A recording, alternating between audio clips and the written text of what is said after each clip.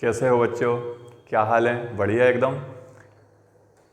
तो आज हम जो है, जैसा कि आप जानते हैं, अभी हमने जो हमारे अभ्यास प्रश्न थे उसका सेट ए, जिसका पूरा सॉल्यूशन मैंने यहाँ पर आपको प्रोवाइड कराया है बच्चों, और उसकी आपकी तैयारी भी हो गई होगी, ऐसी मुझे पूरी उम्मीद है।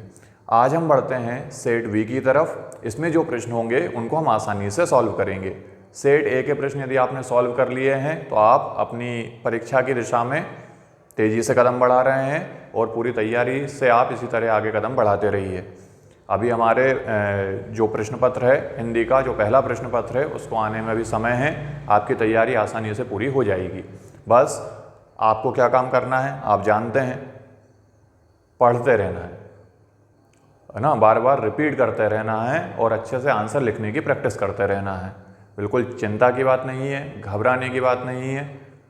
बोर्ड एग्ज़ाम की परीक्षा में आपका परफॉर्मेंस बहुत अच्छा होगा, ऐसी मुझे उम्मीद है। तो शुरुआत करते हैं आज के वीडियो की। आज के वीडियो में अपन सॉल्व करेंगे बच्चों अभ्यास प्रश्नों का जो सेट बी था, उसके सारे सॉल्यूशन हम यहाँ पर सॉल्व करेंगे। तो शुरुआत करते हैं।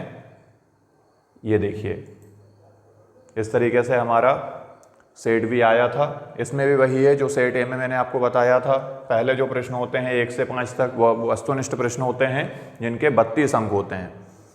दूसरा जो है प्रश्न क्रमांक 6 से 15 तक, प्रत्येक प्रश्न 2 अंक का होता है और इसकी शब्द सीमा 30 शब्द होती है बच्चों। तो बहुत छोटे छोटे आंसर इसके होते हैं, यानी वस्तुनिष्ठ प्रश्न और हमारे जो है प्रश्न नंबर 1 से 5 तक के जो प्रश्न हैं, जिनके अंदर हमारे फिल इन द ब्लैंक्स होंगे, जिसके अंदर हमारे ऑब्जेक्टिव क्वेश्चन होंगे, जिसके अंदर एक वाक्य में उत्तर होंगे, सत्य असत्य वाले प्रश्न होंगे और जोड़ी मिलाने वाले प्रश्न होंगे। तो बड़े आसान प्रश्न होते हैं, आसानी से हम इन प्रश्नों को सॉल्व कर सकते हैं और कितने नंबर लेकर आ सकते हैं? 32 अंक। इसके बाद प्रश्न क्रमांक 6 से 15 तक कि जो प्रश्न है हमारे, इनके 2 नंबर होते हैं बच्चों और ज़्यादा नहीं लिखना होता है इनमें, तो आसानी से हम इन प्रश्नों को भी सॉल्व कर सकते हैं। तो एक बहुत बड़ा हमारा वेटेज यहीं से तैयार हो जाता है। इसके बाद 3 और 4 नंबर वाले प्रश्न आते हैं। तो शुरुआत करें। ये देखिए, सबसे पहला प्रश्न, सही विकल्प का चयन करके लिखिए। अब हम थोड़ी स्पीड भी फास्ट रखेंगे बच्चों, ताकि हमारा जो पेपर है वो आसानी से पूरा कम समय में सॉल्व हो जाए। तो इस तरीके से हम करते हैं। आप बार बार रिपीट करके वीडियो देख ही सकते हैं, कोई प्रॉब्लम नहीं है। किसी भी क्वेश्चन में यदि आपको कोई डाउट हो, आप कमेंट्स में लिखकर उसका आंसर मुझसे ले सकते हैं। मैं कोशिश करूंगा कि आपका आंसर आपको जल्द से जल्द प्रोवाइड करा सकूं। तो शुरुआत करते हैं। देखिए, पहले हमको दिया हुआ है, छोटा मेरा खेत कविता का हिंदी में रूपांतरण किसने किया? तो इसका हिंदी में जो रूपांतरण किया बच्चों, ये भोला भाई पटेल ने किया। तो इसका सही आंसर होगा भोला भाई पटेल। दूसरा प्रश्न, कौन सा भाव सुषुप्तावस्था में विद्यमान रहता है? तो यहाँ हमसे स्थायी भाव के बारे में पूछा है कि कौन सा भाव जो है सुषुप्तावस्था में विद्यमान रहता है। तो इसका सही आंसर होगा स्थायी भाव। ये देखिए, अब प्रश्न नंबर 3, उत्पीड़न का अर्थ है। उत्पीड़न का क्या अर्थ है? शोषण, मदद, उलाहना या फिर पेशा। तो इसका सही आंसर होगा शोषण। उत्पीड़न का पर्यायवाची शब्द हम क्या बोल सकते हैं? शोषण बोला जा सकता है। तो इसका सही आंसर हो जाएगा आ, शोषण। ढाक के वही 3 पात होना का अर्थ है। ढाक के वही 3 पात होना, यह कहावत है और इसका अर्थ क्या होता है? इसका शाब्दिक अर्थ होता है बच्चों सदा एक सा। पहले भी हमने वीडियोस में इस प्रश्न को सॉल्व करा है, तो इसका आंसर ध्यान रखिए, सदा एक सा इसका सही आंसर होता है। तो बा आंसर इसका सही होगा। अब हम बढ़ते हैं अपने अगले प्रश्न की ओर। सिंधु सभ्यता के सौंदर्य बोध को क्या नाम दिया गया है? सिंधु सभ्यता के सौंदर्य बोध को क्या नाम दिया गया है? राजपोषित, समाज पोषित, धर्म पोषित या फिर व्यापार पोषित। तो सिंधु घाटी की जो सभ्यता थी बच्चों, वहाँ खुदाई करने पर जो अवशेष मिले हैं और अन्य जानकारियों से हमें यह पता चला है कि वहाँ की जो सभ्यता थी वो समाज पोषित सभ्यता थी, ना कि किसी राजधर्म या राजाओं से जुड़ी सभ्यता थी। तो इसका सही आंसर होगा बा, समाज पोषित सभ्यता। अब देखें अगला प्रश्न, संवाददाताओं के बीच काम का विभाजन कहलाता है। संवाददाताओं के बीच में जो काम का विभाजन होता है उसे बीट कहा जाता है बच्चों। तो इसका सही आंसर हो जाएगा बीट। तो इस तरीके से हमारे वस्तुनिष्ठ प्रश्न सॉल्व हो गए हैं। आप चाहें तो स्क्रीनशॉट ले सकते हैं, आप चाहें तो नोट्स बना सकते हैं। जैसा आपको अच्छा लग रहा है आप उस तरीके से कार्य कर सकते हैं। जैसा आपको अच्छा लग रहा है आप उस तरीके से अपनी तैयारी कर सकते हैं। अब हम बढ़ते हैं अपने अगले प्रश्न की ओर। अगला प्रश्न है रिक्त स्थानों में सही शब्द का चयन करके लिखिए। तो रिक्त स्थान वाले प्रश्न आ गए। अब देखो, बिना मुरझाए महकने के माने रिक्त स्थान क्या जाने, तो ये हमारी कविता की पंक्ति है बच्चों। इसका सही आंसर होगा फूल। रीतिकाल का एक अन्य नाम है, रीतिकाल को और किस नाम से पुकारा जाता है, तो इसका सही आंसर होगा रीतिकाल को श्रृंगार काल भी कहा जाता है। जबकि भक्ति काल होता यहीं तो उसे स्वर्ण काल कहा जाता। तो सही आंसर हो जाएगा इसका श्रृंगार काल।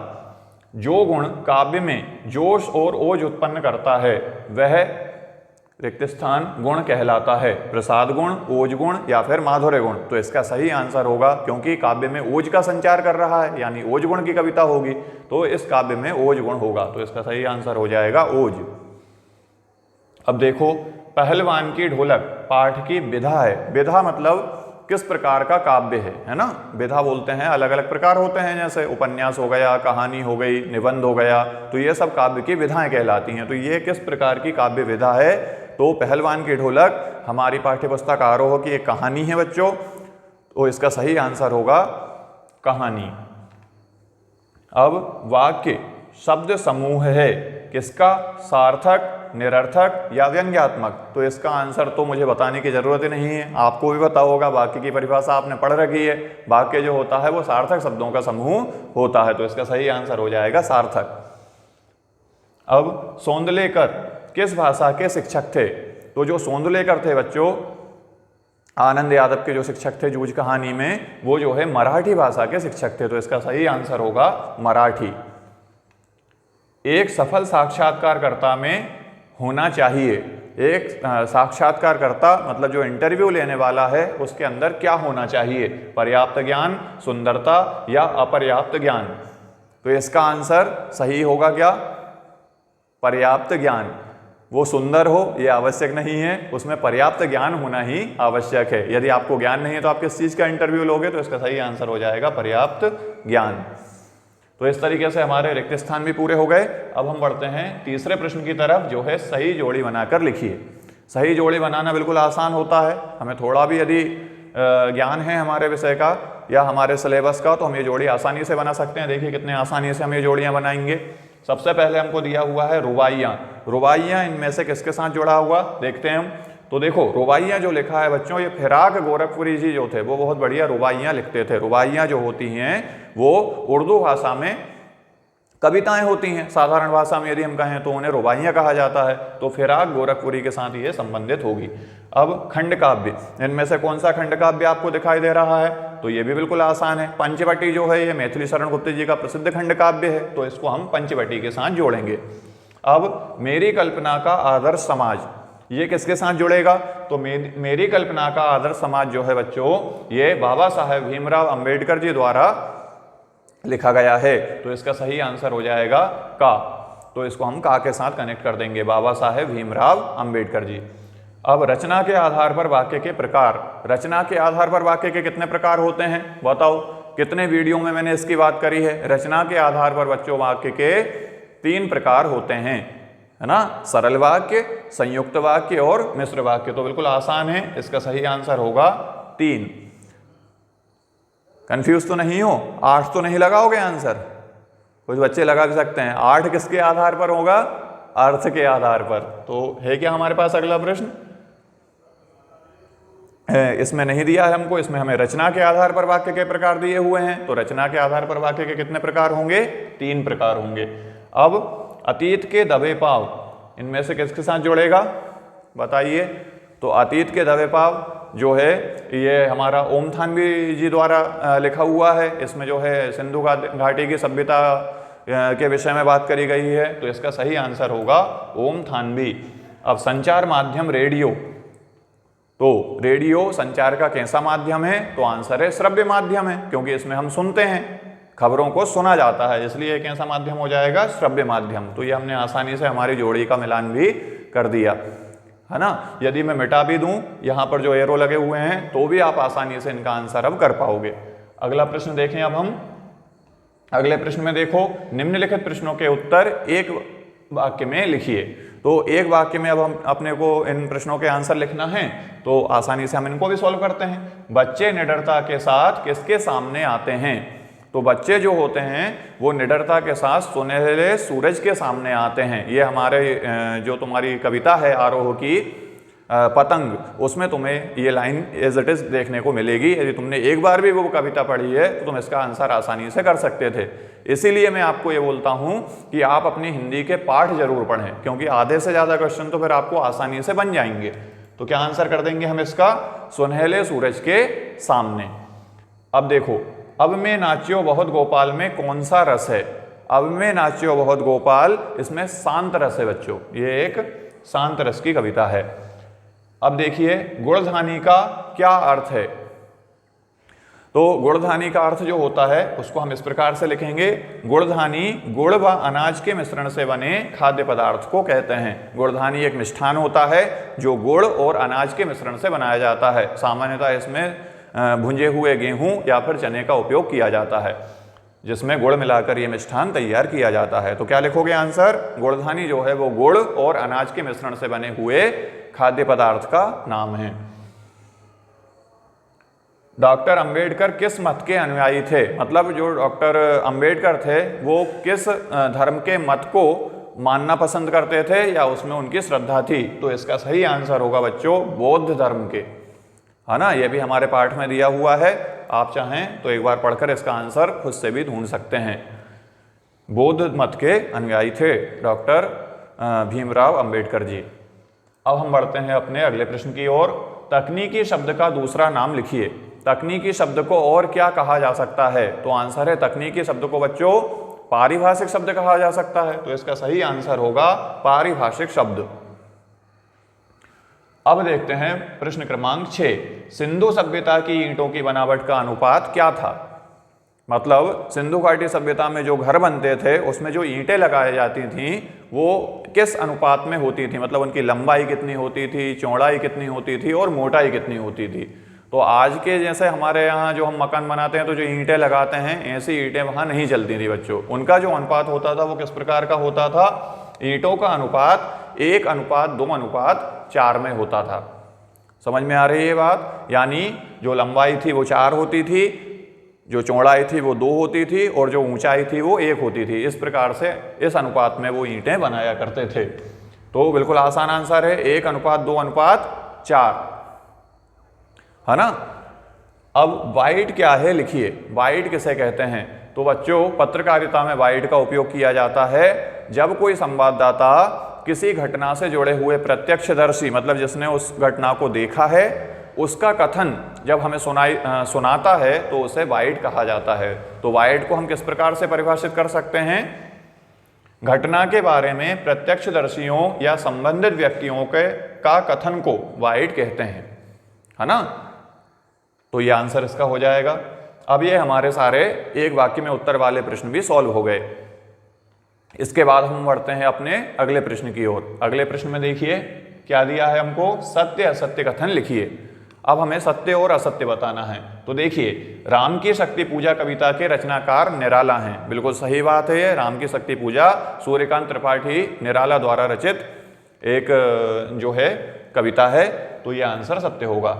चंपू काव्य के अंतर्गत नाटक और प्रहसन आते हैं, यह कथन असत्य है बच्चों। चंपू काव्य एक अलग प्रकार का काव्य है जिसमें नाटक और प्रहसन को नहीं रखा गया है। तो यह आंसर गलत हो जाएगा। शिरीष के वृक्ष कांटेदार होते हैं, नहीं। शिरीष के फूल हमारा पार्ट है, मतलब उसमें तो फूल लगते हैं, वो कांटेदार नहीं होते हैं। तो यह कथन भी असत्य हो जाएगा। अब देखिए, लोकोक्ति और मुहावरे समान नहीं हैं। लोकोक्ति और मुहावरे क्या समान हैं या उनमें कुछ अंतर होता है? तो हम सबको पता है कि लोकोक्ति और मुहावरे इन दोनों में अंतर होता है और वो अंतर हमने लिखा भी था, है ना, किस तरीके से मुहावरे और लोकोक्ति में अंतर होता है। तो ये कथन भी हमारा सत्य हो जाएगा। सत्य क्यों हो जाएगा? क्योंकि यहाँ क्या दिया हुआ है, लोकोक्ति और मुहावरे समान नहीं हैं। हाँ, तो लोकोक्ति और मुहावरे समान नहीं होते हैं, इसलिए यह कथन सत्य होगा। जूझ कहानी गोदान उपन्यास का अंश नहीं है। गोदान जो उपन्यास है बच्चों वो प्रेमचंद जी ने लिखा है, और जो जूझ कहानी है ये हमारे पाठ्यपुस्तक आरोह में दे रखी है, इसका प्रेमचंद जी से कोई लेना देना नहीं है, यानी जूझ कहानी गोदान उपन्यास का अंश नहीं है, यह कथन भी सत्य है। समाचार लेखन के 7 प्रकार होते हैं, यह कथन असत्य है बच्चों। समाचार लेखन के 7 प्रकार नहीं होते हैं, उसके विभिन्न प्रकार हो सकते हैं। तो ऐसा नहीं बोल सकते हम कि समाचार सिर्फ 7 प्रकार का ही होता है, तो ये कथन हमारा असत्य हो जाएगा। तो इस तरीके से हमने जो है ये सत्य और असत्य वाले प्रश्न भी सॉल्व कर लिए। यहाँ तक हमारा जो है बच्चों 32 नंबर हमारे पूरे हो गए हैं, यदि आपने सिर्फ इतना काम सही तरीके से कर लिया तो, है ना। अब हम बढ़ेंगे हमारे 2 नंबर वाले प्रश्नों की तरफ, तो जल्दी से उनको भी सॉल्व करते हैं। समय कम है और वीडियो भी ज़्यादा लंबा ना बने, इसलिए अभी हम सिर्फ आंसर की तरफ ज़्यादा ध्यान दे रहे हैं, एक्सप्लेनेशन हम उतना डिटेल में नहीं करेंगे, है ना। ठीक है, तो देखिए अब प्रयोगवाद की कोई 2 विशेषताएं या प्रवृत्तियां लिखिए। तो क्या आंसर कर देंगे इसका? प्रयोगवाद की विशेषताएं, यहां से लिखा हुआ है नवीन उपमानों का प्रयोग। प्रयोगवाद में नवीन उपमान दिए गए, उपमेय और उपमान आप समझते हो। और दूसरा निराशावाद की प्रधानता। इस काल के जो कवि थे वो थोड़े निराशावादी थे, है ना। उत्साह और जो है आशा की उम्मीद उनमें कम दिखाई देती है, उनकी रचनाओं में कम दिखाई देती है। तो ये 2 इसकी हम क्या लिखेंगे? विशेषताएं लिखेंगे प्रयोगवाद की। तो इसका वर्णन किस तरीके से करना है ये आप लिख सकते हैं यहाँ पर, जैसा दिया हुआ है। अब देखिए अगला प्रश्न हमसे पूछा है छायावादी काव्य की कोई 2 विशेषताएं या प्रवृत्तियां लिखिए। तो छायावाद प्रयोगवाद से एकदम अलग है बच्चों। यहाँ पर क्या हमको विशेषताएं लिखना है वो थोड़ा ध्यान रखेंगे हम। छायावाद के प्रमुख विशेषताएं होती हैं व्यक्तिवाद की प्रधानता, मतलब व्यक्ति को ज्यादा महत्व दिया गया है किसमें? छायावाद में। दूसरी विशेषता क्या लिखेंगे? प्रकृति का मानवीकरण। उन्होंने प्रकृति को मूर्त रूप प्रदान किया है, यानी उसका जीवंत चित्रण किया है, उसको मनुष्य मानकर उसका चित्रण किया है। तो प्रकृति का मानवीकरण जो है ये छायावादी कवियों की दूसरी प्रमुख विशेषता है। तो हम आसानी से इन दोनों विशेषताओं को लिख सकते हैं, और इनके अंदर क्या लिखना है ये भी आप एक बार पढ़ेंगे तो आपको समझ में आ जाएगा। चलिए अब देखते हैं अगला प्रश्न। अगले प्रश्न में देखिए, कैमरे में बंद अपाहिज करुणा के मुखौटे में छिपी क्रूरता की कविता है।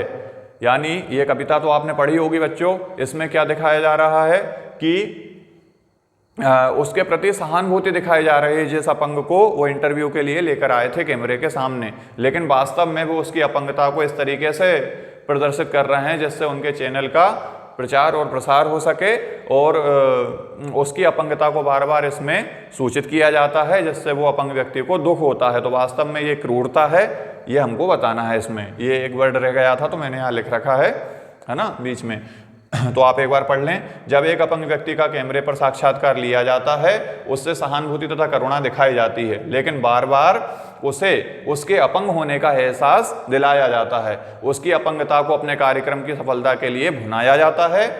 करुणा का मुखौटा पहनकर कार्यक्रम का संचालक जो क्रूरता करता है उससे हृदय दुखी हो जाता है, इसलिए उसमें करुणा के नाम पर क्रूरता करी गई है। ये हम इसका आंसर लिखेंगे। इसका अथवा वाला प्रश्न देखिए, बड़े बड़े राजा किस पर न्यौछावर होते हैं। तो बच्चों ये हमारा जो है आत्मपरिचय जो हमारा पाठ है हरिवंश राय बच्चन जी का, उसमें आपको इस प्रश्न का आंसर मिलेगा जब आप वो कविता पढ़ेंगे। उसमें लिखा हुआ है कवि की जो संपत्ति है उसके हृदय में मानव मात्र के लिए प्रेम और करुणा के भाव हैं, है ना। तो कवि की संपत्ति उसके हृदय में मानव मात्र के लिए उमड़ता हुआ प्रेम है। उसी प्रेम रूपी खंडर के भाग पर बड़े बड़े राजा जो हैं, राजाओं के बड़े बड़े राज्य न्यौछावर हो जाते हैं। तो प्रेम एक ऐसी शक्ति है जो कवि के पास है, जिस पर बड़े बड़े राजा, उनके पास धन दौलत संपदा तो रहती है लेकिन प्रेम का अभाव रहता है। इसलिए वो कवि के जो हृदय में स्थित प्रेम है प्राणी मात्र के लिए, उस पर बड़े बड़े राजाओं के राज्य न्यौछावर हो जाते हैं। हम इसका आंसर इस तरीके से लिखेंगे, ठीक है। तो ये हमारे दोनों प्रश्न हो गए। अब हम बढ़ेंगे अपने अगले प्रश्न की ओर। ये देखिए, कोई 2 महाकाव्यों के नाम और उनके रचनाकारों के नाम लिखिए। अब ये तो आपको याद हो ही गए होंगे। कोई भी 2 महाकाव्य हम लिख सकते हैं हमारी हिंदी में से, और उनके रचनाकारों के नाम लिखेंगे। जैसे मैंने यहाँ लिखा हुआ है, रचनाकार जयशंकर प्रसाद और इनके महाकाव्य का नाम कामायनी, आपको भी याद है। दूसरा तुलसीदास, और तुलसीदास का जो प्रमुख महाकाव्य है, जो प्रसिद्ध महाकाव्य है, और तुलसीदास का क्या हिंदी साहित्य का जो सबसे प्रसिद्ध महाकाव्य है श्री रामचरितमानस। इस तरीके से हम इसका आंसर कर सकते हैं। अब इसी का अथवा वाला प्रश्न देखिए। अथवा वाले प्रश्न भी जरूर करना है बच्चों, क्योंकि जब आपका मेन एग्जाम होगा तो हमें नहीं पता कि कौन सा क्वेश्चन पूछ लिया जाए हमसे, तो जो हमारी तैयारी हो उसमें हम ये कम से कम अभ्यास प्रश्न के जो सारे प्रश्न आए हमारे अभ्यास प्रश्नों में, इनकी हमको अच्छे से तैयारी करना है, प्रश्न बैंक की अच्छे से तैयारी करना है ना। ठीक है, तो देखिए प्रसाद गुण संपन्न कविताओं की दो प्रमुख विशेषताएं लिखिए। तो प्रसाद गुण जो कविता होती है बच्चों, जो प्रसाद गुण से युक्त होती है, वो इतनी सरल कविता होती है कि एक बार आप पढ़ेंगे और उस कविता के भाव आपको आसानी से समझ में आ जाएंगे। यानी उसकी जो दो विशेषताएं हम लिख सकते हैं, उसमें क्या लिख सकते हैं, स्वच्छता और स्पष्टता। ये जो है प्रसाद गुण युक्त कविता की विशेषता होती हैं। तो किस तरीके से आंसर करना है ये लिखा हुआ है आपके सामने। जब बिना किसी विशेष प्रयास के काव्य का अर्थ स्वतः ही स्पष्ट हो जाता है, यानी अपने आप ही स्पष्ट हो जाता है, तो उसे प्रसाद गुण युक्त काव्य कहते हैं। इसकी दो विशेषताएं स्वच्छता एवं स्पष्टता हैं। काव्य में स्वच्छता होती है और स्पष्टता होती है। तो इस तरीके से हम इसका आंसर कर सकते हैं। भ्रांतिमान अलंकार की परिभाषा उदाहरण सहित लिखिए। तो भ्रांतिमान अलंकार कब होता है बच्चों, जब उपमेय में उपमान का भ्रम हो जाए या फिर उपमेय में उपमान की संभावना बनी रहती है, वहां पर जो है भ्रांतिमान अलंकार होता है। तो इसकी परिभाषा हम क्या लिखेंगे, जिस अलंकार में उपमेय में उपमान के होने का भ्रम अथवा संभावना होती है वहां पर भ्रांतिमान अलंकार होता है। यानी भ्रमवश किसी वस्तु को हम कोई और वस्तु मान लें किसी समानता के कारण, वहां पर भ्रांतिमान अलंकार होता है। जैसे उदाहरण क्या देंगे हम इसका, जानी श्याम घनश्याम को नाचे उठे वनमोर। वन में जो मोर थे वो भगवान कृष्ण को यानी घनश्याम को उनका रंग काला होने के कारण बादल मान बैठे, और बादल यदि उन्होंने देखा कि बादल आ गए हैं, काले बादल आ गए हैं, तो मोर जो होते हैं उनका मन प्रसन्न हो जाता है और वह नाचने लगते हैं। तो यहाँ पर भगवान कृष्ण को क्या मान लिया गया है, बादल मान लिया गया है भ्रमवश। तो यहाँ पर भ्रांतिमान अलंकार होगा।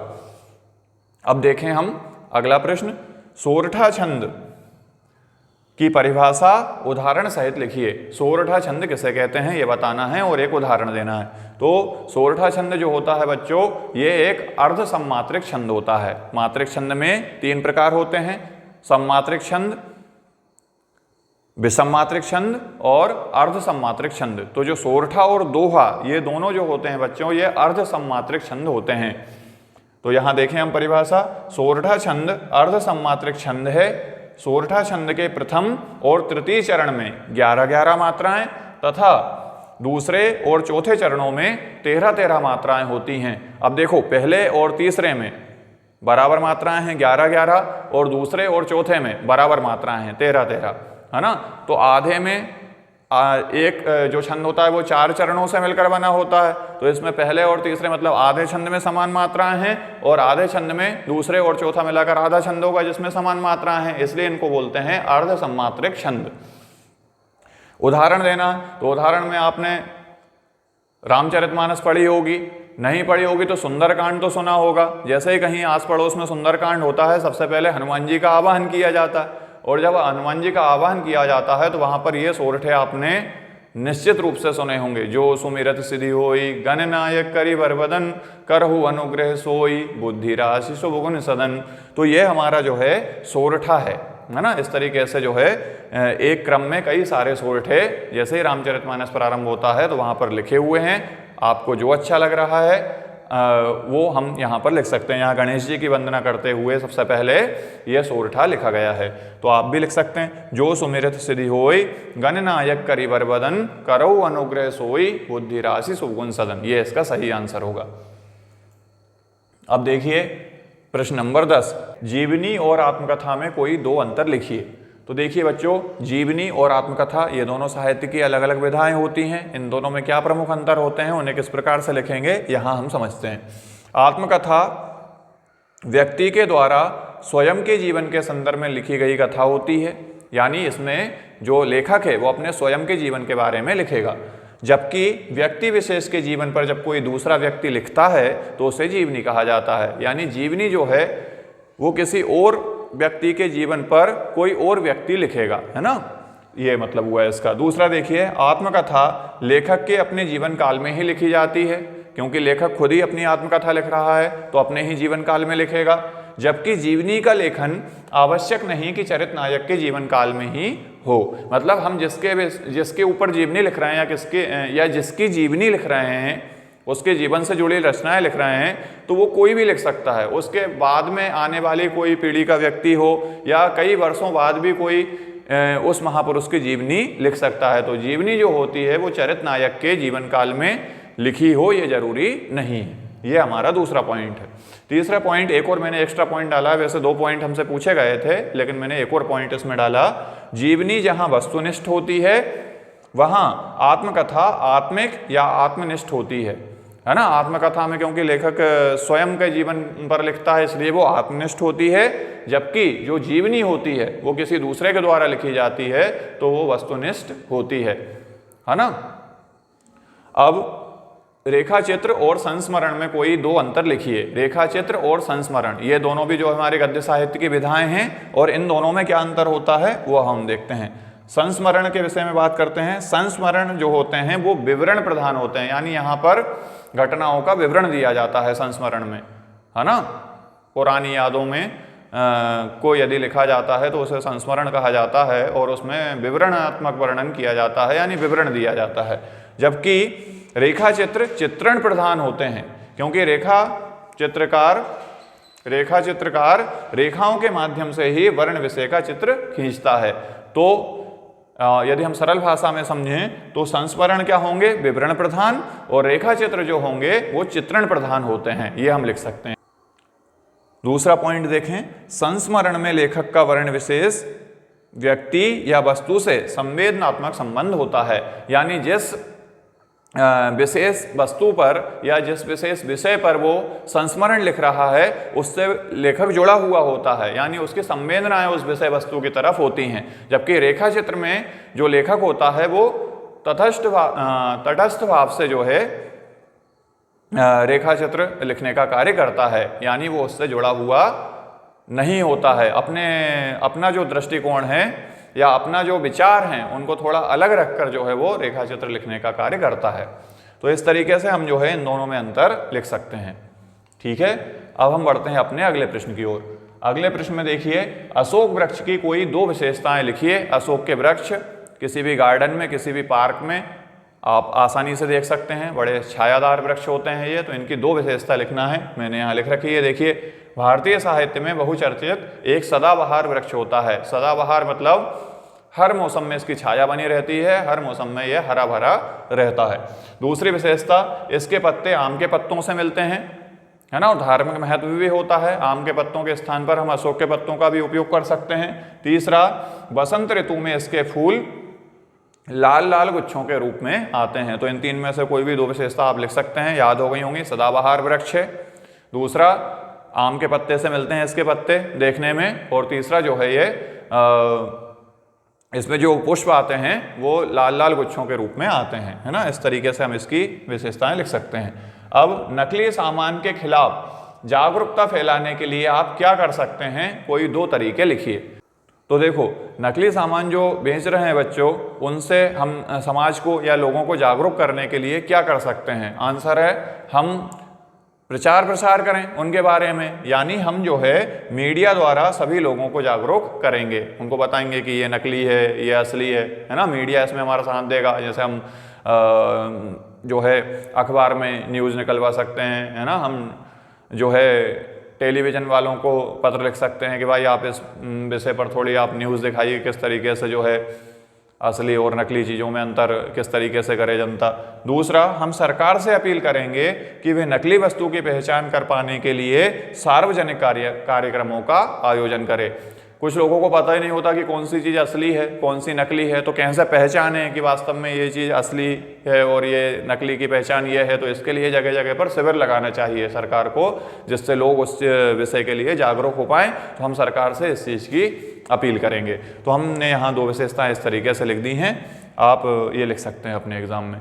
अब जो है प्रश्न नंबर 12, लोकोक्ति और मुहावरों में 2 प्रमुख अंतर लिखिए। तो लोकोक्ति और मुहावरे, अभी हमने एक और प्रश्न इससे सॉल्व करा था कि क्या दोनों समान हैं, तो हमने उसका आंसर करा था कि ये कथन जो है समान नहीं है। तो ये कथन हमने सत्य करा था क्योंकि दोनों में अंतर होता है। तो क्या अंतर होता है वो हम यहाँ देखते हैं। मुहावरे का प्रयोग वाक्य के बीच में होता है, जबकि लोकोक्ति वाक्य के अंत में लिखी जाती है। जब हम हमारा सेंटेंस समाप्त करेंगे तो सेंटेंस समाप्त किससे करेंगे हम, लोकोक्ति से, जबकि मुहावरा जब भी हम प्रयोग में लाएंगे तो वो वाक्य के बीच में आएगा। ये पहला अंतर होता है।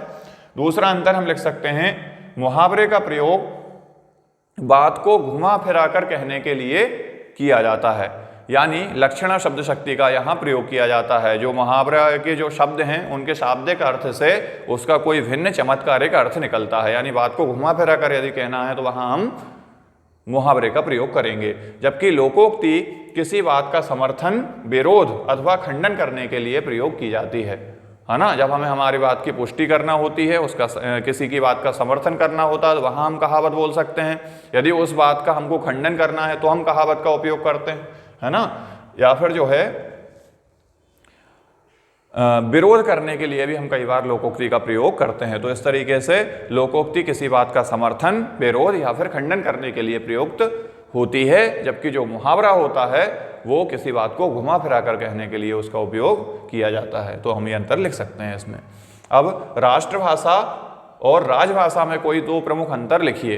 तो ये भी आपको उम्मीद है कि पता होगा राष्ट्रभाषा और राजभाषा में क्या अंतर होता है। देखिए, संविधान द्वारा स्वीकृत पूरे राष्ट्र की संपर्क भाषा को राष्ट्रभाषा कहते हैं। राष्ट्रभाषा का दूसरा नाम संपर्क भाषा भी है, जबकि जो भाषा सरकारी कामकाज में प्रचलित होती है उसे राजभाषा कहते हैं बच्चों। तो ये प्रमुख अंतर हो जाएगा दोनों में इनकी परिभाषा से। दूसरा अंतर हम लिख सकते हैं, राष्ट्रभाषा का प्रशासनिक उपयोग राजभाषा से अधिक होता है। मतलब किसी देश की जो राष्ट्रभाषा है वो ज़्यादा उपयोग में लाई जाती है अपेक्षाकृत वहाँ के विभिन्न प्रदेशों की या विभिन्न स्थानीय क्षेत्रों की जो है राजभाषा की तुलना में। राजभाषा का प्रशासनिक उपयोग राष्ट्रभाषा की तुलना में कम होता है, यानी राष्ट्रभाषा प्रशासनिक कार्यों में ज़्यादा उपयोग की जाती है जबकि राजभाषा कम उपयोग की जाती है। और तीसरा पॉइंट हम लिख सकते हैं, राष्ट्रभाषा का कार्य क्षेत्र संपूर्ण राष्ट्र होता है, व्यापक होती है ये, है ना। पूरे देश में जो है राष्ट्रभाषा का उपयोग किया जाता है, जबकि राजभाषा का कार्य क्षेत्र किसी एक या अधिक राज्य तक ही सीमित रहती है। राजभाषा जो होती है वो प्रदेशों की भाषा है, यानी इसका जो कार्य क्षेत्र है वो कम होता है, किसकी अपेक्षा, राष्ट्रभाषा की अपेक्षा। तो इस तरीके से हम इनका आंसर कर सकते हैं। अब देखें अगला प्रश्न, प्रश्न नंबर 13, शब्द युग्म के बारे में लिखिए। शब्द युग्म के बारे में हमको बताना है इस प्रश्न में, तो हम क्या बताएंगे। देखिए, जब दो शब्दों को जोड़े के रूप में प्रयोग किया जाता है तो उसे शब्द युग्म कहा जाता है। युग्म का मतलब होता है जोड़ा, और शब्दों का यदि जोड़ा है तो उसे हम क्या बोलेंगे, शब्द युग्म। तो जब दो शब्दों का जोड़े के रूप में प्रयोग किया जाता है तो उसे शब्द युग्म कहा जाता है। थोड़ा और इसके बारे में हम बताएं, शब्द युग्मों को 4 भागों में विभाजित किया गया है, या 4 प्रकार होते हैं शब्द युग्मों के। मुख्यतः कौन कौन से होते हैं इनके नाम भी अपन लिख देंगे। पहला पुनरुक्त शब्द युग्म, दूसरा अनुकरणात्मक शब्द युग्म, तीसरा अनुसरणात्मक शब्द युग्म, और चौथा भिन्न उच्चारण और भिन्न वर्तनी वाले शब्द युग्म। इस तरीके से आप इसका आंसर करेंगे। अब देखें अगला प्रश्न, तकनीकी शब्द के 2 उदाहरण लिखिए। तकनीकी शब्द क्या होते हैं, पारिभाषिक शब्द और तकनीकी शब्द, समझ रहे हैं आप, है ना, दोनों एक ही हैं।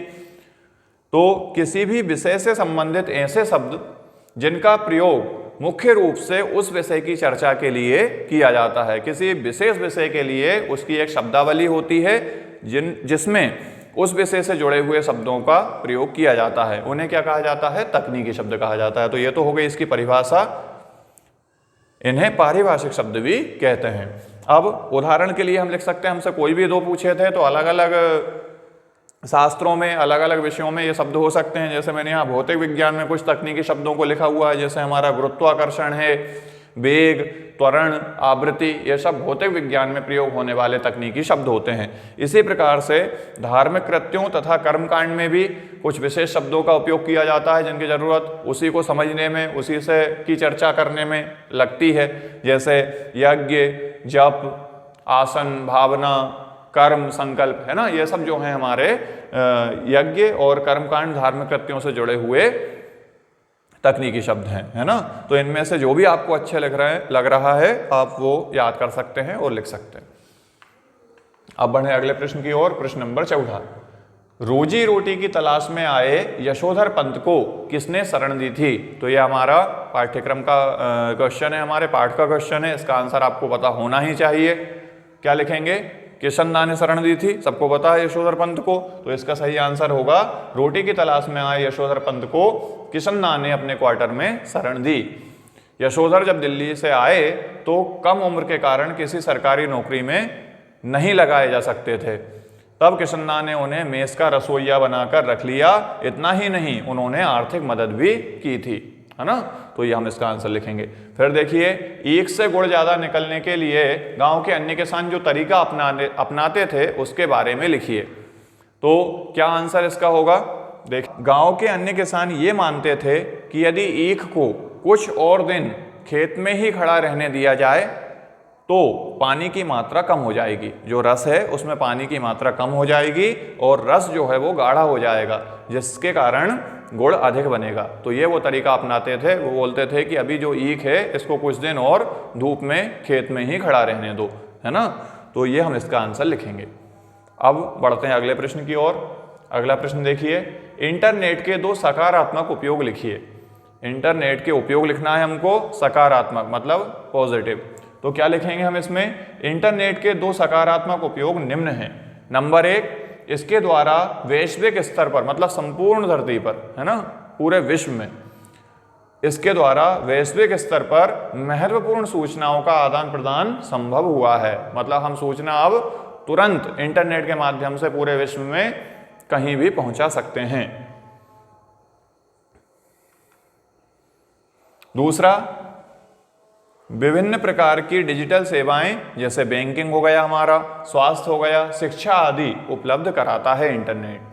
यानी इंटरनेट के माध्यम से देखो हम व्यापार में इसका उपयोग करते हैं। फ़ोन पे, गूगल पे जो आज चल रहे हैं, आसानी से हम जो है यूपीआई पेमेंट करके मनी ट्रांसफ़र कर देते हैं, पैसों का आदान प्रदान कर देते हैं। इंटरनेट नहीं होता तो ये चीज़ संभव नहीं थी, है ना। ऐसे ही स्वास्थ्य विभाग जो है उससे भी जुड़ी हम इंटरनेट की सुविधाओं का उपयोग कर लेते हैं। जैसे हम ऑनलाइन अपॉइंटमेंट ले लेते हैं कहीं जाकर, है ना। या फिर शिक्षा के लिए तो आप सबको पता है, कोविड-19 में सबने देखा कि अपन ने ऑनलाइन ही पढ़ाई करी है। तो इंटरनेट नहीं होता तो अपन ऑनलाइन पढ़ाई कैसे कर पाते? तो ये इसके उपयोग होंगे किसमें?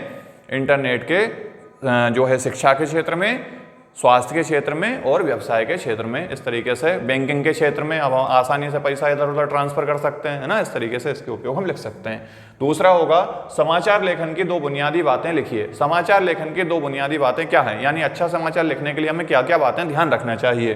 तो देखिए, समाचार लेखन की 2 बुनियादी बातें निम्नलिखित हैं। नंबर 1, समाचार में सामान्य बोलचाल की भाषा का प्रयोग किया जाना चाहिए, है ना।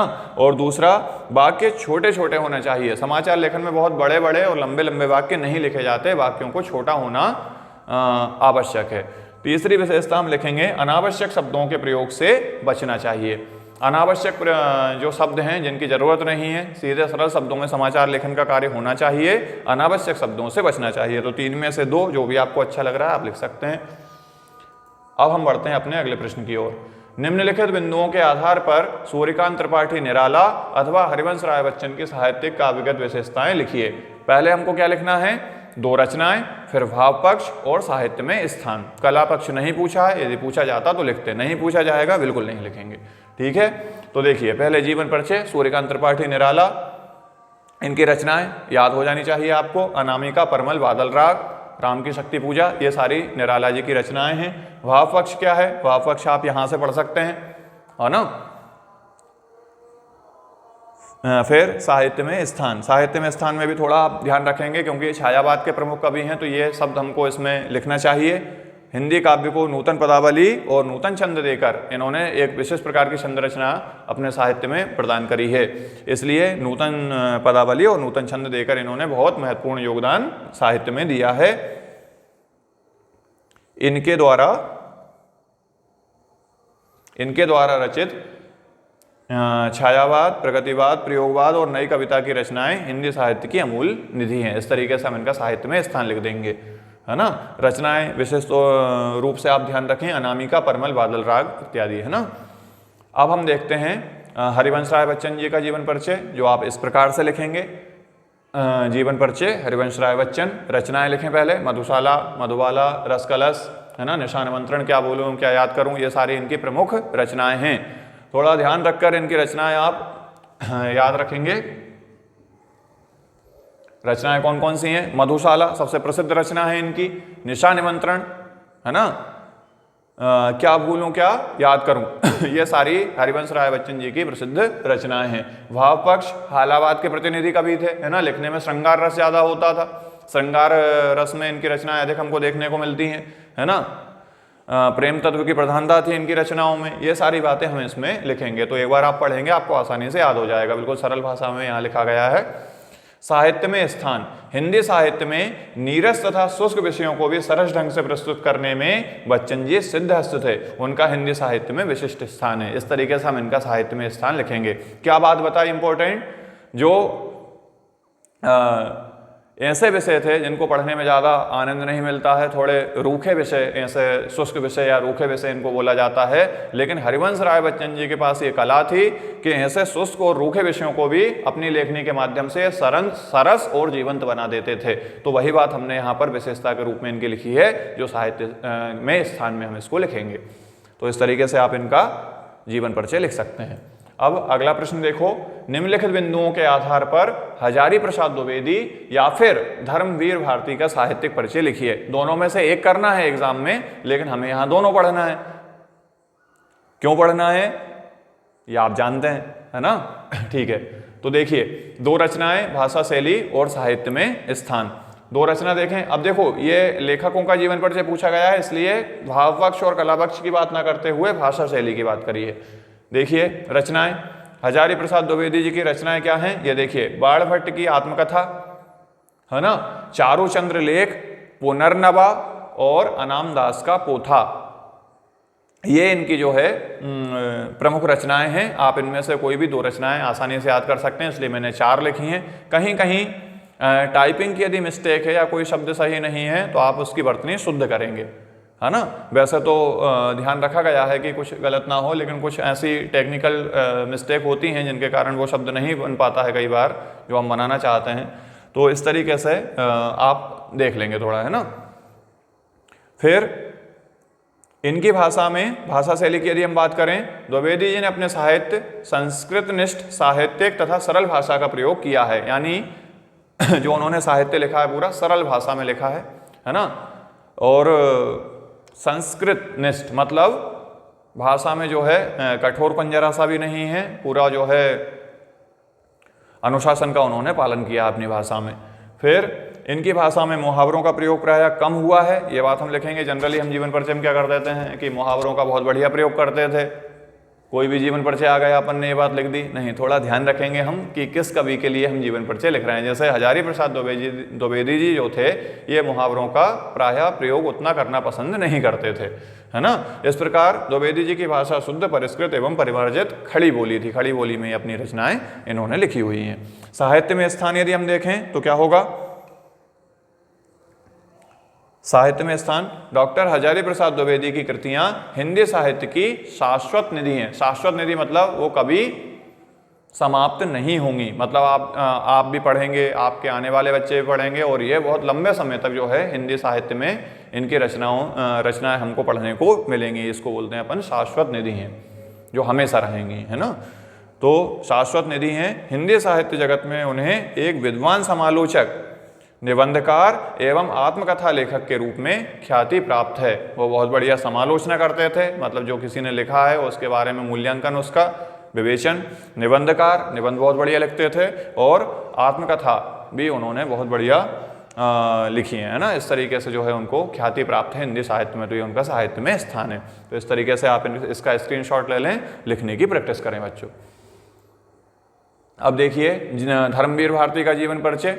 धर्मवीर भारती के जीवन परिचय में इनकी प्रमुख रचनाएं याद हो जाना चाहिए। धर्मवीर भारती की दो रचनाएं एकदम याद हैं, गुनाहों का देवता और सूरज का सातवां घोड़ा, है ना, ये याद रखो आप तो।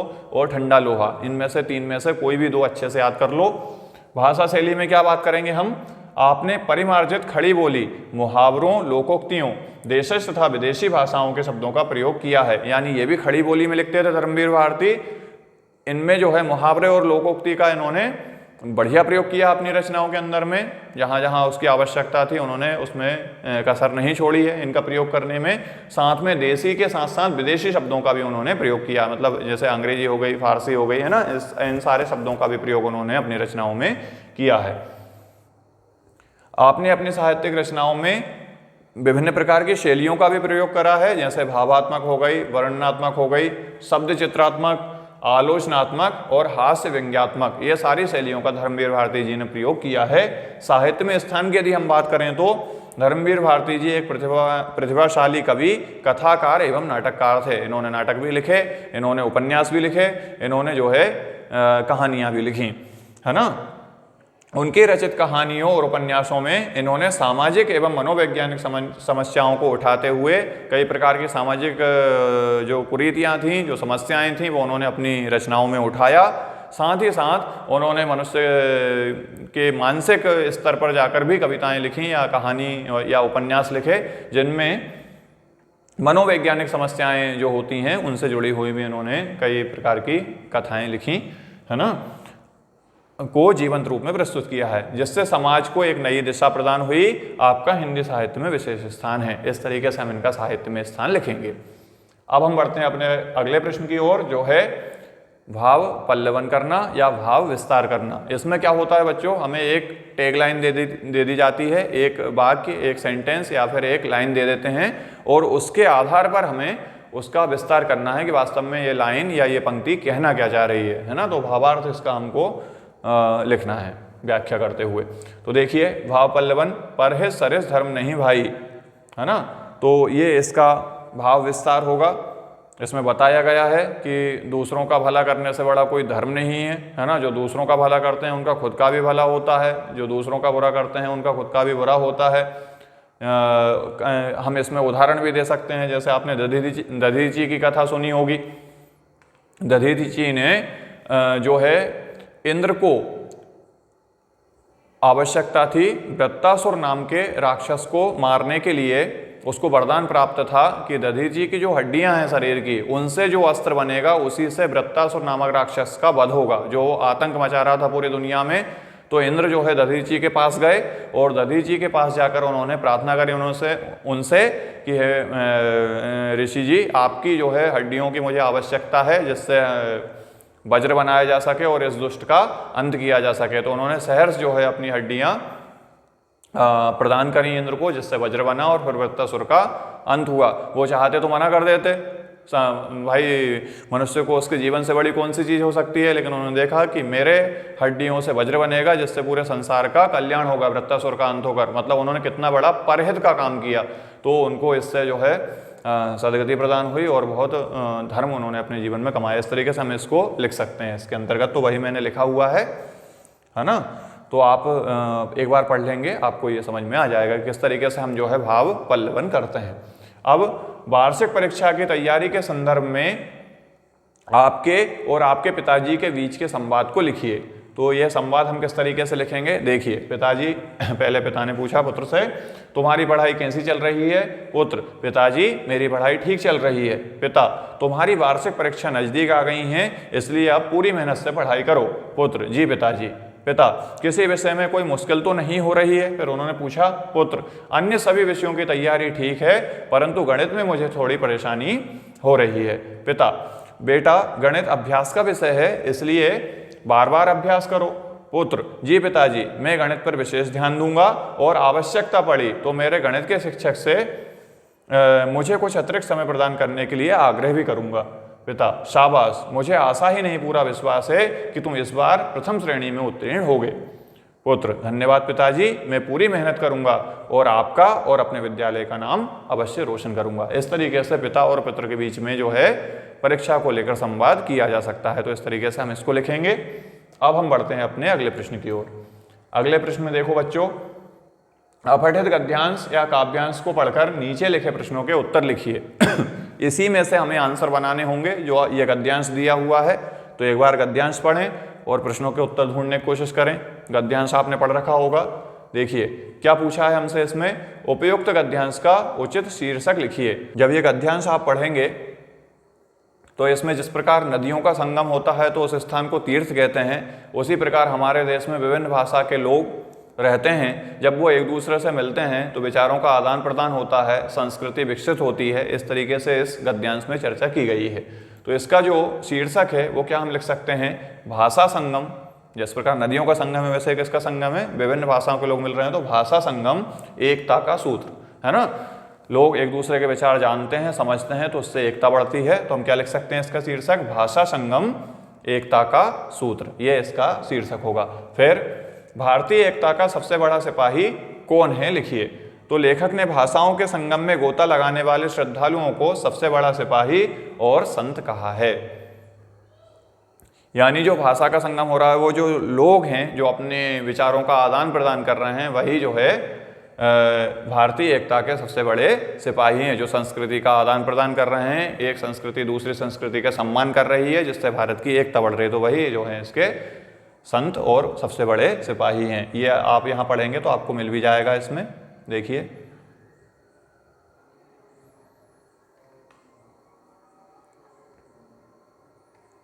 ये देखिए, इस दृष्टि से भाषाओं के संगम आज सबसे बड़े तीर्थ हैं, और इन तीर्थों में जो भी भारतवासी श्रद्धा से स्नान करता है वह भारतीय एकता का सबसे बड़ा सिपाही और संत है ना। तो यहाँ से हम इसका आंसर कर सकते हैं।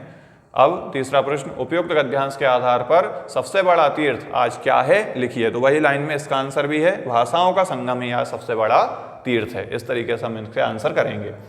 अगला इसी का अथवा वाला देखें, दोनों में से एक करना है। ये दूसरा वाला था उसी का अथवा, कुछ भी बन बस कायर मत बन, ठोकर मार पटक मत माथा, तेरी राह रोकते पाहन, कुछ भी बन बस कायर मत बन। तो ये पूरे पद्यांश को आप पढ़ेंगे यदि, तो इसमें कायर मत बन ये वाली लाइन जो है बार बार उपयोग में लाई गई है ना। अब उपयुक्त काव्यांश का शीर्षक लिखिए। तो शीर्षक हम ये लिख सकते हैं इसमें, कायर मत बन, यही इसका क्या हो जाएगा, शीर्षक हो जाएगा। इस कविता का नाम क्या है, कायर मत बन, क्योंकि बार बार इसी का प्रयोग इसमें किया गया है। दूसरा, कवि के अनुसार मानवता ने किसको सींचा है। यहां देखिए,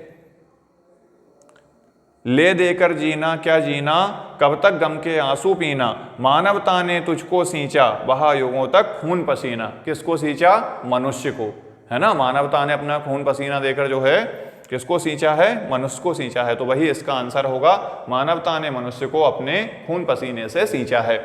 और उक्त काव्यांश का मूल भाव लिखिए, मतलब इसमें कवि कहना क्या चाहता है वास्तव में। तो इसका जो सारांश है इस कविता का वो हम यहाँ लिखते हैं मूल भाव में। तो देखिए, कवि मनुष्य को संबोधित करते हुए कहते हैं कि हे मानव, तुम सब कुछ बनो किंतु डरपोक या कायर मत बनो। हमारे जीवन में आने वाली कठिनाइयों से डरकर पलायन करके जीवन जीना संभव नहीं है। यानी अपने जीवन में आने वाली परेशानियों से घबराना नहीं चाहिए और उनसे दूर नहीं हटना चाहिए, बल्कि जीवन में आने वाली चुनौतियों का वीरतापूर्वक सामना करना चाहिए। ये इस कविता का संदेश है मानव मात्र के लिए। तो इस तरीके से हम इसका मूल भाव लिखेंगे, ठीक है। अब निम्नलिखित पद्यांश का भावार्थ, संदर्भ, प्रसंग तथा सौंदर्य बोध सहित लिखिए। तो ये पद्यांश आपके सामने दिया हुआ है। तृतीय है, समीर सागर पर अस्थिर सुख पर दुख की छाया, जग के हृदय पर निर्दय विपल्व की प्लावित माया। तो इसका हमें क्या लिखना है, सबसे पहले संदर्भ, फिर प्रसंग, फिर व्याख्या, और लास्ट में क्या विशेष काव्य के अंदर क्या विशेषता है इसके अंदर, ये हमको लिखना है। तो देखिए, संदर्भ क्या लिखेंगे, ये जो पंक्तियां हैं बच्चों, ये हमारी पाठ्य पुस्तक आरोह के भाग 2 में संकलित बादल राग कविता से ली गई हैं, और इसके रचयिता जो है सूर्यकांत त्रिपाठी निराला जी हैं। तो इस तरीके से आप इसका संदर्भ लिखेंगे। सबसे पहले मैं संदर्भ, प्रसंग और विशेष बता देता हूँ, व्याख्या आप यहाँ से पढ़कर आसानी से कर सकते हैं। तो प्रस्तुत काव्यांश हमारी पाठ्य पुस्तक आरोह भाग 2 में संकलित कविता बादल राग से उद्धृत है। उद्धृत है मतलब लिया गया है। इसके रचयिता महाकवि सूर्यकांत त्रिपाठी निराला हैं। इस तरीके से आप संदर्भ लिखेंगे। प्रसंग में क्या लिखना है कि इन पंक्तियों में क्या बताना चाहते हैं कवि, कहाँ के प्रसंग में ये जो पंक्तियां हैं ये आई हैं। तो इसमें कवि ने बादल को विप्लव व क्रांति का प्रतीक मानकर उसका आह्वान किया है। विप्लव का मतलब होता है बच्चों प्रलय। तो प्रलय व क्रांति का प्रतीक मानकर उसका आवाहन कवि इन पंक्तियों में कर रहा है। ये हो जाएगा इसका प्रसंग। और व्याख्या यहाँ से हम लिखेंगे, इसको आप पढ़ लेंगे। इसके बाद इसमें विशेष बात क्या है, समीर सागर, समीर सागर रूपक अलंकार है और दुख की छाया आदि में रूपक अलंकार है, तो रूपक अलंकार का प्रयोग इसमें किया गया है। दूसरा, बादल को क्रांति दूत के रूप में चित्रित किया गया है, ये भी जो है विशेष बात है इसमें, तो इस तरीके से हम इसमें विशेष लिख सकते हैं। तो ये हो गया हमारा पहला पद्यांश। इसी का अथवा वाला देखें अब अपन, ठीक है। तो ये देखिए अथवा में क्या होएगा, अथवा में हमसे बोला है कल्पना के रसायनों को पी बीज गल गया निशेष, शब्द के अंकुर फूटे पुष्पों से नमित हुआ विशेष। अब ये पंक्तियां कहाँ से आई हैं, तो ये वाली जो पंक्तियां हैं ये उमा शंकर जोशी जी ने जो हमारा लिखा है छोटा मेरा खेत है ना कविता, उससे लिया गया है। तो संदर्भ में हमको दो ही बातें बताना होती हैं, पहले कौन सी पुस्तक के कौन से शीर्षक से लिया गया है और उसके रचयिता कौन है, ये हमारे संदर्भ बनता है। तो प्रस्तुत काव्यांश हमारी पाठ्य पुस्तक आरोह भाग 2 में संकलित उमा शंकर जोशी द्वारा रचित छोटा मेरा खेत शीर्षक से लिया गया है ना। अब प्रसंग क्या है, इनमें क्या बताया गया है, इन पंक्तियों में खेती के रूपकों अर्थात बीज बोने अंकुरित होने का वर्णन करते हुए कवि कहता है कि कोई भी रचना ठीक खेती की फसल की तरह होती है। जिस प्रकार खेत में फसल लगाई जाती है उसी प्रकार कवि अपनी कविता का निर्माण करता है। उस प्रसंग में ये पंक्तियां आई हैं। व्याख्या आप यहाँ से करेंगे। विशेष देखिए, भाषा सहज प्रवाह युक्त तथा विचार प्रधान है, इसमें विचार जो हैं बहुत अच्छे हैं उमा शंकर जोशी जी के, जिसके कारण बिंब बहुत बढ़िया बने हैं। कल्पना रूपी रसायन में रूपक अलंकार है ना, कल्पना रूपी रसायन में रूपक अलंकार है, शब्द रूपी अंकुर में रूपक अलंकार है। ये कविता मुक्त छंद की है, मुक्त छंद में ये रचना लिखी गई है ना। इसमें काव्यगत विशेषताओं को बताते हैं हम विशेष में, तो मुक्त छंद की रचना है, रूपक अलंकार का प्रयोग किया गया है और जो है भाषा प्रवाह युक्त है और विचार प्रधान है ना। तो इस तरीके से हम इसमें विशेष बातें बताएंगे। अब हम बढ़ते हैं अपने अगले प्रश्न की ओर, जो है गद्यांश। गद्यांश की व्याख्या करना है अपने को। जाड़े का दिन, अमावस्या की रात, ठंडी और काली, मलेरिया और हैजे से पीड़ित गांव। कुछ बात समझ में आई, बिल्कुल समझ में आई होगी। ये पहलवान की ढोलक जो फणीश्वर नाथ रेणु जी ने लिखा हुआ है, उसका गद्यांश का कुछ, उस पाठ का कुछ गद्यांश यहाँ हमको देखने को मिल रहा है ना। तो क्या लिखेंगे संदर्भ, क्या लिखेंगे प्रसंग, थोड़ा बनाने की कोशिश भी करिए साथ में। देखिए किस तरीके से बनाएंगे। प्रस्तुत गद्यांश हमारी पाठ्य पुस्तक आरोह भाग 2 में संकलित पहलवान की ढोलक शीर्षक से लिया गया है या पहलवान की ढोलक नामक पाठ से लिया गया है। इसके लेखक फणीश्वर नाथ रेणु हैं। अब प्रसंग क्या होगा, प्रसंग में जो गांव में रात हैजे और जो है मलेरिया के कारण जो है गांव का जो जीवन था उसका वर्णन किया गया है ना। गांव की उस रात का वर्णन किया गया है जिसमें गांव वाले हैजे और मलेरिया से पीड़ित भी थे और उससे डरे हुए भी थे इन बीमारियों से, तो उसका वर्णन किया गया है। देखो, प्रस्तुत गद्यांश में लेखक ने मलेरिया और हैजे से पीड़ित गांव की रात का भयानक चित्रण किया है। रात में क्या होता था उस गाँव में है ना, उसका वर्णन किया गया है। तो पढ़ोगे आप गद्यांश से, वर्णन हम यहाँ से लिखेंगे। विशेष क्या है, भाषा बोधगम्य तथा प्रभावपूर्ण है।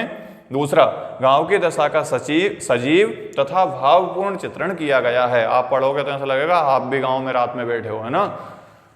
फिर लक्षणा शब्द शक्ति का प्रयोग किया गया है। बातों में जो है जो लिखा गया है उसका शाब्दिक अर्थ कहीं और जाकर लक्ष्य करता है, तो लक्षणा शब्द शक्ति में ये लिखा गया है। ठीक है, तो इस तरीके से हम इसमें जो है विशेष बातों का वर्णन करेंगे। अब जो है इसी का अथवा वाला देखें। एक एक बार मुझे मालूम होता है कि यह सिर्फ एक अद्भुत अवधूत है, दुख हो या सुख हो वह हार नहीं मानता, ना ऊधो का लेना ना माधो का देना। ये श्रीश के फूल जो हमारा हजारी प्रसाद द्विवेदी जी ने लिखा हुआ है उससे ये गद्यांश लिया गया है ना। तो इसलिए जो है पाठ को पढ़ना जरूरी होता है बच्चों, क्योंकि हम एक बार भी पाठ पढ़ रखे हैं तो हमको गद्यांश पता चल जाता है कि कौन से पाठ से आया है ना। इसलिए आप पाठ जरूर पढ़िए। अब इसमें देखें हम संदर्भ कैसे लिखेंगे। संदर्भ लिखेंगे हम, प्रस्तुत गद्यांश हमारी पाठ्य पुस्तक आरोह भाग 2 में संकलित श्रीश के फूल शीर्षक से लिया गया है। इसके लेखक हजारी प्रसाद द्विवेदी हैं। प्रसंग क्या है, प्रस्तुत गद्यांश में लेखक ने श्रीश के पेड़ की विशेषताओं का वर्णन किया है कि क्या उसमें विशेषता होती हैं। फिर यह है इसकी व्याख्या, पढ़ लीजिएगा आप। विशेष बात क्या है इसमें, ना ऊधो का लेना ना माधो का देना कहावत का प्रयोग किया गया है ना, कहावत का प्रयोग करा है यहाँ। भाषा सहज सरल तथा प्रभावपूर्ण है। तीसरी विशेषता क्या लिखेंगे, शीरीष के पेड़ को लक्ष्य कर मनुष्य के जीवन का पथ प्रदर्शन किया है कि मनुष्य का जीवन कैसा होना चाहिए, उसे शीरीष के वृक्ष से कुछ शिक्षा लेना चाहिए। क्या शिक्षा लेना चाहिए वो ये व्याख्या में आप पढ़ेंगे तो आपको समझ में आ जाएगा, है ना। तो इस तरीके से हमारे गद्यांश समाप्त हुए। अब हम बढ़ते हैं अपने अगले प्रश्न की ओर। अगला प्रश्न देखें, आपका नाम मनोज है, आप शासकीय उच्चतर माध्यमिक विद्यालय रामपुर जिला पन्ना के छात्र हैं। अपने विद्यालय के प्राचार्य को शाला शुल्क से मुक्ति हेतु आवेदन पत्र लिखिए। ये हमारा प्रश्न है। यहाँ ध्यान रखिए बच्चों, जब हम आवेदन पत्र लिखते हैं तो जिसके नाम हमें पत्र लिखना है वो या तो हमें प्रश्न में दिया होगा, यदि हमें प्रश्न में दिया है तो हम वही नाम लिखेंगे, है ना। और यदि नहीं दिया है तब हम अपने अनुसार लिख सकते हैं, लेकिन यदि दिया गया है तो फिर हम उसमें अपने अनुसार परिवर्तन नहीं करेंगे। जल्दबाजी में क्या करते हैं हम, कभी हमारे स्कूल के ही प्राचार्य को हम लिख देते हैं, कभी हमारे स्कूल या हमारे दोस्त के स्कूल के नाम से हम लिख देते हैं, या हमारे दोस्त या हम खुद के नाम से भी यहाँ लिख देते हैं प्रार्थी में। तो ये जो है त्रुटि हम नहीं करेंगे। हमको जो दिया गया है हम उसी के अनुसार हमारा आवेदन पत्र बनाएंगे। तो यहाँ कौन लिख रहा है आवेदन पत्र, मनोज, तो हम प्रार्थी में किसको लिखेंगे, मनोज कुमार लिखेंगे। और किसके नाम लिखना है, शासकीय उच्चतर माध्यमिक विद्यालय रामपुर जिला पन्ना में आप पढ़ते हैं, मतलब वहाँ के प्राचार्य को आप ये पत्र लिखेंगे। तो किस प्रकार लिखना है अपने को, देखिए, श्रीमान प्राचार्य महोदय, शासकीय उच्चतर माध्यमिक विद्यालय रामपुर जिला पन्ना, ये आएगी हमारी हेडिंग। ये आप ध्यान से पढ़ लीजिएगा जब आप पत्र लेखन वाला क्वेश्चन सॉल्व करें तो। विषय शाला शुल्क से मुक्ति के संबंध में आवेदन पत्र, मान्यवर, फिर आप ये पढ़ेंगे जिस तरीके से लिखा हुआ है, लास्ट में लिखेंगे प्रार्थी मनोज कुमार, कक्षा 12वीं C, है ना। इस तरीके से आप जो है इसको लिखेंगे पत्र लेखन को, ठीक है। अब इसी का अथवा वाला प्रश्न हम देखें, अपने मित्र को वार्षिक पत्रिका में रचना के प्रकाशन की बधाई देते हुए पत्र लिखिए। ये सेट ए में भी ये क्वेश्चन था, सेट बी में भी दिया हुआ है, तो कॉमन क्वेश्चन हो गया है। इसको आपने पहले से ही तैयार कर लिया होगा, नहीं करा होगा तो आप ये पढ़िए। देखिए, इसमें हमको नहीं दिया कि आपका नाम क्या है, आपके मित्र का नाम क्या है, तो हम अपने इच्छानुसार कुछ भी नाम लिखकर ये पत्र लिख सकते हैं, है ना। तो इस तरीके से ये पत्र लिखाया जाएगा। आपने पहले भी पढ़ रखा होगा इसको। तो ये हमारे सारे प्रश्न जो है सॉल्व हो चुके हैं बच्चों। इसके बाद निबंध वाला प्रश्न आता है। निबंध आपको तैयार करना है, कोई भी 2, 3, 4 अच्छे विषयों पर जो प्रश्न पत्र में आए हैं, जो हमारी प्रश्न बैंक में दे रखे हैं, उनमें से आप निबंध तैयार करिए। और बाकी जो है अभी हमारे C और D सेट बचे हुए हैं, जिनके आंसर भी मैं आपको जल्दी से जल्दी वीडियो सॉल्यूशन जो है उनका प्रोवाइड करने की कोशिश करूँगा। बस आपका एक ही काम होना चाहिए कि अभी जब तक हमारे पास समय है अपन बारी बारी से सारे प्रश्न पत्रों को सॉल्व करते रहें। जहाँ भी अपने को कोई कठिनाई आ रही है वो आप वीडियो देखें, नोट्स बनाएं और उनको याद करते रहें, है ना। यदि कोई भी डाउट है, किसी भी प्रकार की प्रॉब्लम आ रही है, आप कमेंट्स बॉक्स में लिखकर कमेंट्स कर सकते हैं। मैं यथासंभव उसके उत्तर देने का प्रयास करूँगा।